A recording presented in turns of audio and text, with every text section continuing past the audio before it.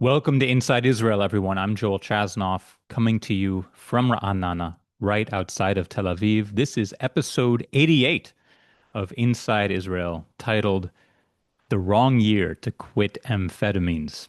And we're going to explain exactly what that title means in a little bit. Those of you who are comedy fans might recognize it. It's a line from one of my favorite movies that sadly is a bit apropos to everything happening in Israel right now. Those of you listening on Apple and Spotify, you'll notice there's no fancy music at the beginning of this broadcast. There will be no breaks in the middle, no music in between, no intro, no outro. I have an amazing editor named Adina, and she's finally been able to take a vacation and get a flight out. So she's away this week. Hence, I'm just uploading the content raw. But even so, I got to say, it would feel inappropriate to have any music at the start of this episode. We just got the news literally 10 minutes ago, before I began this recording, that one of the soldier who died today, was a kid from Ra'anana, and he's the son of one of the teachers at the school where my kids went to school and where a lot of new immigrants go. It's called the Tali School. It's part of the conservative movement, Masorati Tali school system here in Israel.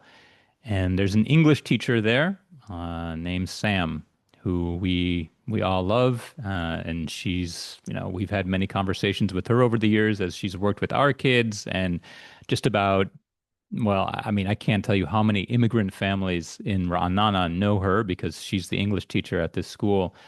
And her son was killed earlier today in Gaza. So we'll be going to the funeral tomorrow at 4 p.m., as I'm sure many of the Anglo community here will. And this very much ties in with the subject of today's episode as well. What I really want to do is sort of present what Israelis are saying now that the war with Iran has, for the time being, ended and that we have a ceasefire. And I also want to talk about the consequences of this war being over so quickly. A lot of the unexpected consequences, not having to do with uranium or nuclear factories, but the consequences for Israelis on a day-to-day basis. And there really are two sides of this conversation, and I want to present them both to you. I will go ahead and make clear which side of the conversation I fall on. But there are two sides of it and sort of two ways people are interpreting everything that's happening right now. The first side of the conversation is the one that says, what the hell is going on? We've been played. We were used. We've been played like an instrument. This doesn't make sense. What is happening? And I won't lie to you.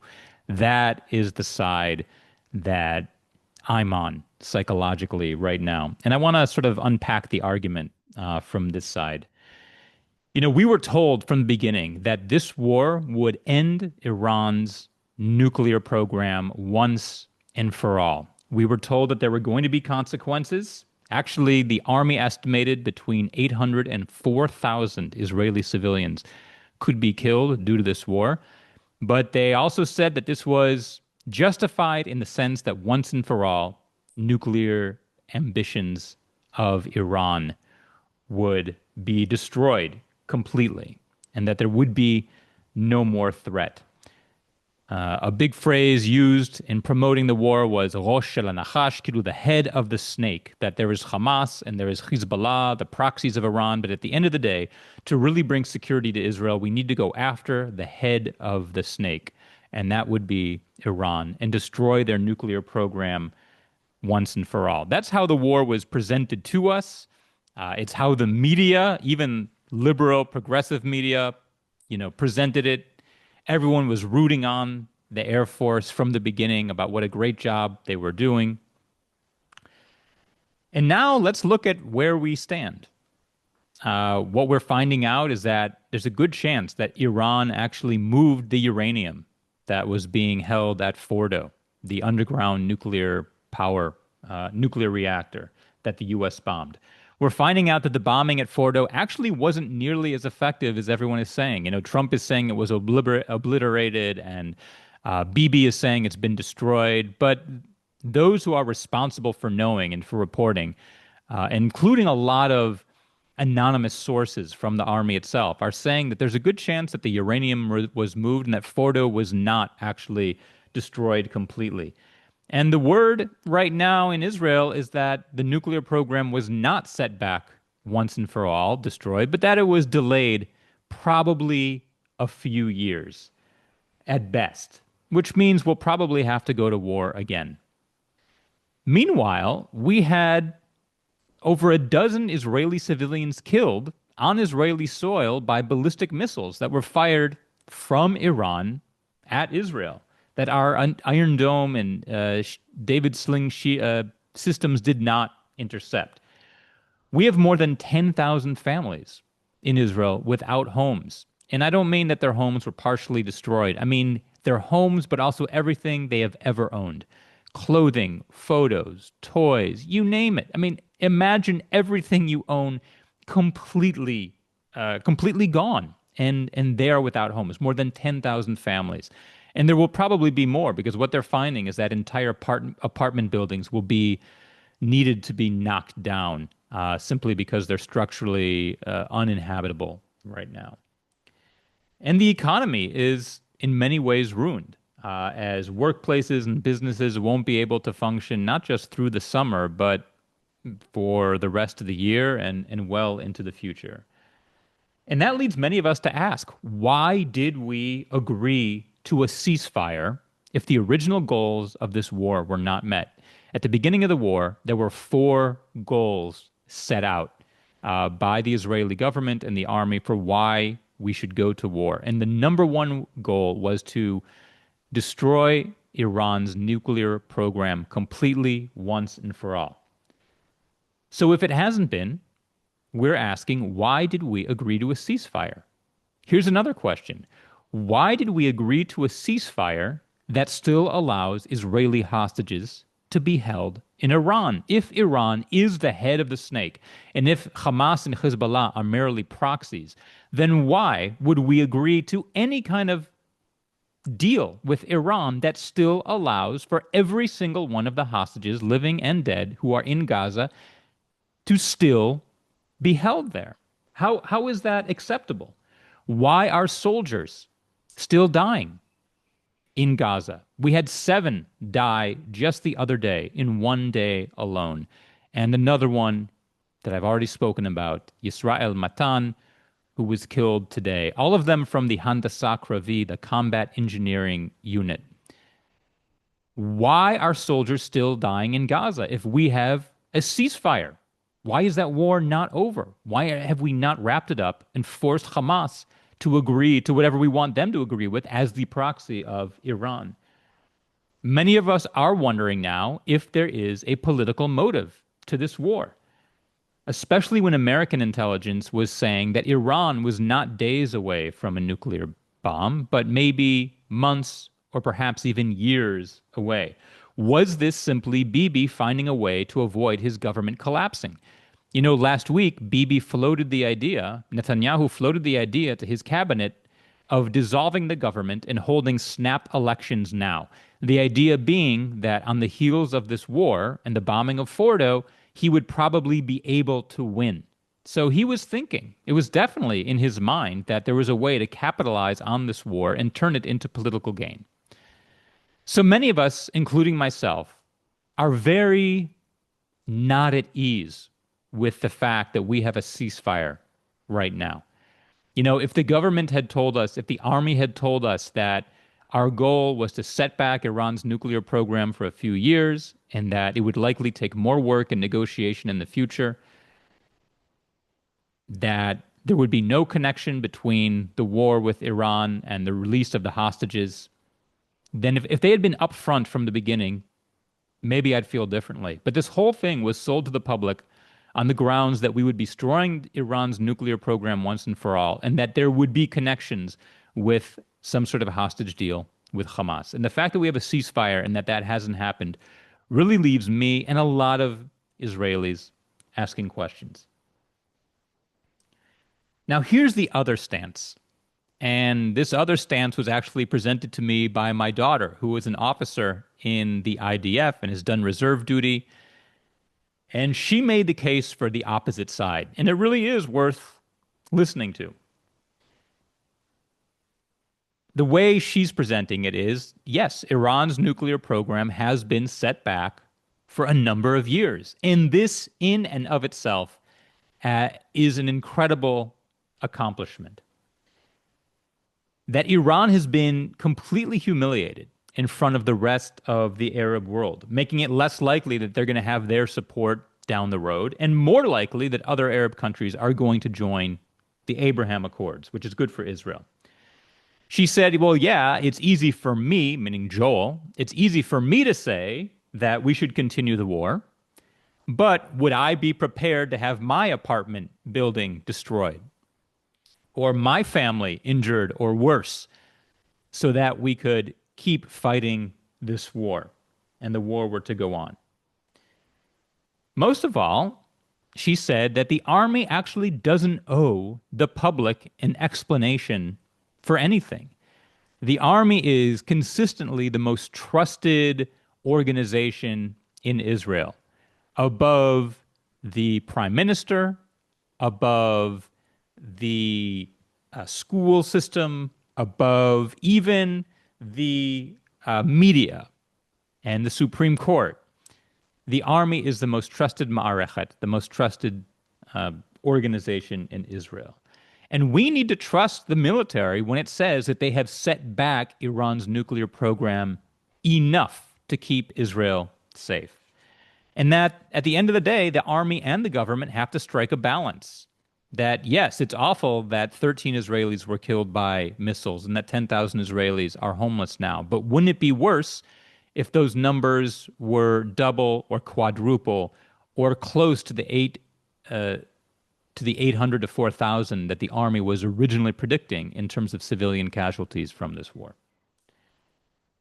So her point is that this has actually been quite successful with relatively minimal damage on the Israeli side, and that we have set back Iran's nuclear program several years, and we still continue to have our eye on Iran. It's not like we've let our guard down. We still have boots on the ground in Iran watching them. In fact, Iran is more paranoid than ever because they've seen how far we've penetrated into their government, into their infrastructure. And so, given the total outcome, this should be considered a success. But most of all, the army doesn't owe us the details and doesn't owe us an explanation. We need to trust them to do their job, which is to keep Israel safe. So those are the two sides. And I already told you where I side. I'm a little more on that first one. I must admit, the other argument does sway me a little bit. I get it. But still, at the end of the day, I personally think that if we're going to agree to a ceasefire, we should at least be told why. Why are the conditions right for a ceasefire? What does it mean for Gaza? More and more people are asking, why are we still in Gaza? Why a ceasefire with Iran? Why a ceasefire with Hezbollah? But so far, no ceasefire in Gaza. We do deserve an explanation for that. So let me talk about some of the consequences that are a result of this 12-day war. As I mentioned before, 10,000 Israelis without homes right now, and that number is expected to go up with major infrastructure destroyed. Big questions about exactly where this war in Gaza is heading, and related to that, the role of the ultra-Orthodox, the Haredim, who once again are getting off scot-free by not serving in the military, by continuing to receive monetary subsidies to stay in yeshiva, and they're blocking highways again to protest the idea of their being drafted and really causing havoc in the country. This next one might seem small, but I don't want you to dismiss it so easily. The cancellation of school graduations, Bagrut matriculation exams, and other end-of-school activities and ceremonies and tests. And again, this might not sound like a big deal. It's certainly not a big deal compared to losing your apartment building. But These are kids who went through Corona a few years ago. And once again, they're going through this Corona like experience with school canceled, not having a proper goodbye to their teachers and classmates, not having graduations and ceremonies, and also the knowledge gap of what they will not learn because they've been out of school, what will amount to basically a month, because it's very hard to go back to school now and finish up any curriculum after so much time away. There's a little bit of a loss of faith in our Iron Dome and David's sling and other protective systems. Now, as the Army has made clear, 95% of all ballistic missiles from Iran were intercepted, successfully shot down, or fell in open areas without causing any harm. But even those 5% that did get through, which isn't a lot compared to 95%, but those, like I said, caused major damage. And we can no longer have absolute faith that when a missile is fired that we will be safe, even if we are in our mamad, our protective room, because there were people who were in their mamad, their protective rooms in their apartments, but they suffered a direct hit and they were killed while they were inside. Economically, as I pointed out, that's another consequence. I'm just going to get personal here. My entire income for this summer in Israel has been completely wiped out. And I'm not saying 80% wiped out or 90%. I mean 100%. All the income I had lined up for this summer in Israel is completely gone right now because a lot of the work I do is with tour groups, American and foreign kids coming over for their 6-week tour group programs, and a lot of those have either been canceled or their itineraries have been so shortened that they don't have room for extra programming. And a lot of the work I do here in Israel is hosting events for English speakers, for businesses that need English, and they've all delayed or canceled their programs outright. And I'm not telling you that my business has been, wiped out this summer as a sob story or because I'm crying in my beer or, oh, woe is me. I mean, my family will be fine. This is not money we need to eat. But still, at the end of the day, to have your entire income for the summer wiped out because of it's a consequence. And believe me, there are many people who have that going on as well. And most others by far have it much worse than I have. So again, I am not personally crying here, but I do want to let you know that this is a real consequence that Israelis are going to have to deal with. There is the PTSD of all of us. I mean, every time a motorcycle whirs its engine or we hear any type of sound that even resembles an air raid siren, we all jump. Kids especially are freaked out from spending so much time in the bomb shelters. So the PTSD, that's going to be years down the road. And just to loop back to what I was saying about economically and my own income, that's actually the root for the title of this episode, The Wrong Year to Quit Amphetamines. In one of my favorite movies, Airplane, there's a scene where Lloyd Bridges is the air traffic controller, or he's the pilot on the ground in the air traffic control tower. And he makes the joke, looks like I chose the wrong day to quit smoking. And then a few minutes later, looks like I chose the wrong day to quit amphetamines. And in many ways, I told you that my goal this summer was to build a comedy career here in Israel and start building up more of an income here in Israel so I can live here. And so I guess what I'm jokingly saying is, looks like I chose the wrong year to quit amphetamines. Look like I chose the wrong year to start building the career here because, well, just as luck would have it with the war and who knows what's ahead, this maybe wasn't the best summer to have done that. But of course, I wasn't able to foresee that a few months ago when I made the choice. But again, on my end, all good, not complaining, just letting you know what we Israelis are going through. And I think biggest of all is the sense of security and safety that so many of us are seeking here and that we thought we might finally have with this war. It turns out we don't actually have it. Iran, the threat of Iran has not been removed by any means. It looks, I already hear people talking about how long this ceasefire is going to last, that in fact it may be not even a ceasefire after all, but just a lull until Israel figures out what to do next with Iran. Those of you who are on my newsletter, Hebrew is Magic, on that list, in my last newsletter a few days ago, I sent out that the word for ceasefire in Hebrew is hafsakat esh, which actually means a break in fighting, not a cessation of fighting. That Hebrew seems to know that there really is no cessation when it comes to war. All you get are breaks, hafsakot, like a recess in fighting. So I think Hebrew has some insight into what we're actually going through.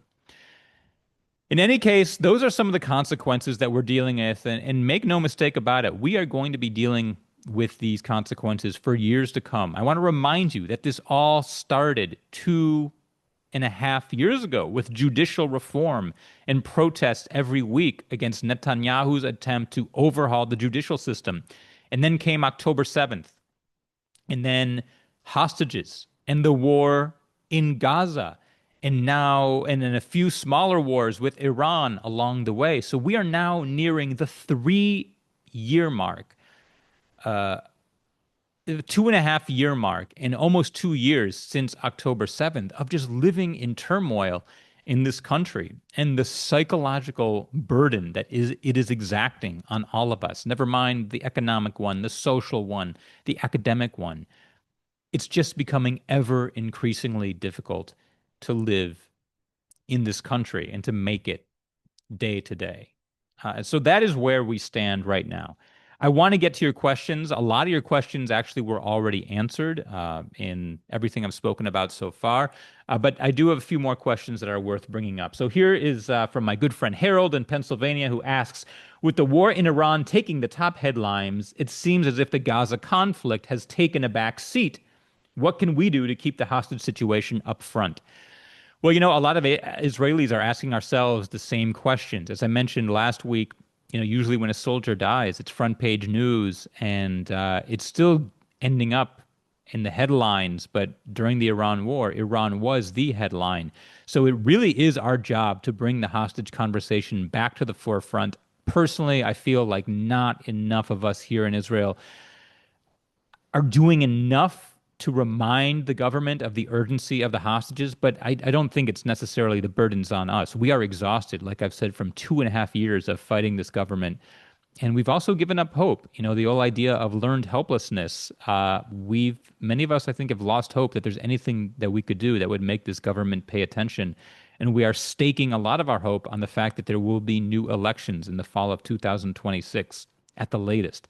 But I guess the answer to your question lies in your question itself, Harold. We need to do whatever we can to keep the hostage conversation up front, because otherwise it will disappear completely.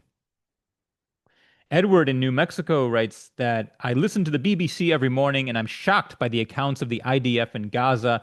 Can you shed more light on what is really happening there? Well, first of all, the BBC is the most anti-Israel and anti-Semitic broadcaster in the world. It's up there with the radio stations and television stations of Iran. So I would not put much stake in what they are saying on the BBC. The BBC will always, like NPR in the U.S., they will always find a way to put Israel down. It's in their DNA. You could almost say it's in their charter. I'll tell you what I know, what's going on in Gaza right now. Right now, we are trying to finish off the war, from what I'm hearing, destroying the remaining tunnels, destroying some remaining Hamas infrastructure. That all seems very vague. At the end of the day, most Israelis want to see the war end. We want the troops to come out and to have the hostages released. And we really are asking ourselves, what is this war for right now? So I wish I had a more concrete answer for you. I'm sure what they're saying on the BBC makes it seem like the IDF are monsters who are acting in unethical ways. I can pretty much assure you that is not the case. Again, we are fighting Hamas, an enemy that clothes itself among the civilian population, hides among civilians, uses civilians as human shields. We are doing the absolute best we can to fight an enemy that doesn't get nearly the criticism it deserves. Robert asks, why don't Western leaders understand Islam and its precepts? There is no way in hell that Khamenei in Iran would surrender to non-Muslims or consider negotiating with them. The original nuclear agreement was a play for time, and of course, Iran lied and cheated.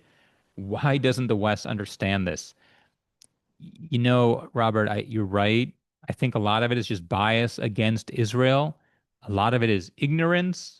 Some of it is probably wishful thinking, and they're just naive. I think they're very not. I mean, maybe naive isn't the appropriate word because naive implies that the facts aren't right there for them to see. But it's been clear, even the Atomic Energy Commission, they said that Iran has been lying about how much uranium they've been storing and how close they are to a nuclear weapon. So it's obvious. I wouldn't be surprised if a lot of countries say one thing but feel something else and, keep that under the table. I wouldn't be surprised if a lot of countries are afraid of their own Muslim populations, and so they come out with a public stance because they're afraid to rock the boat in their own countries. But I agree with you on that point. Finally, Jennifer asks, can I comment on the mayoral election in New York City? We're talking about Zohran Mandami, who said, quote, that we need to globalize the intifada. I think it's really, really scary that this guy is the Democratic nominee for mayor of New York and in all likelihood will win. I mean, I have no problem with a Muslim being the mayor of New York. Probably not my first choice off the record, but, you know, equal rights, equality for all, right? But the fact that this guy said that we need to globalize the intifada and he will not back down from those words. In a way, what's scarier to me is not that he will likely be the mayor of New York. What's scarier to me is that more people aren't frightened by that and bothered by that. I think it shows you how far we've come when it comes to anti-Israel rhetoric and anti-Semitism. The fact is that Israel is not seen like other countries in the world as having that same right to exist. People still question the legitimacy of Israel. I'd say more than question it. People do not accept the legitimacy of Israel. And when you wrap that up with anti-Semitism, it means that people are perfectly comfortable with someone who calls for a global intifada, which involves slaughter, murder, rape, killing of children, women, elderly, the ill. People are okay with that when it comes to Israel and Jews. If he had said anything resembling that against gay people, lesbians, the trans community, the black community, or anyone else, he would have been vilified and would have had no chance. But when it's Jews and Israel, it's legitimate. So less frightening to me is the fact that he will be mayor of New York. More frightening is that more people are okay with this guy, including Jews. There are many Jews who voted for him and who campaigned for him. I'm thinking of Hollywood Jews in particular who, because they have a hit song or because they have a television show, social media gives them a platform to comment about Israel and issues they know absolutely nothing about. But that is the world we live in. That is the problem with social media. And it's not going away. It's only going to get worse. So am I frightened? Absolutely. But again, what I'm less frightened about is the fact that this guy is going to be mayor, and more that so many people are simply okay with it. I think that is frightening for Israel in particular and Jews in general.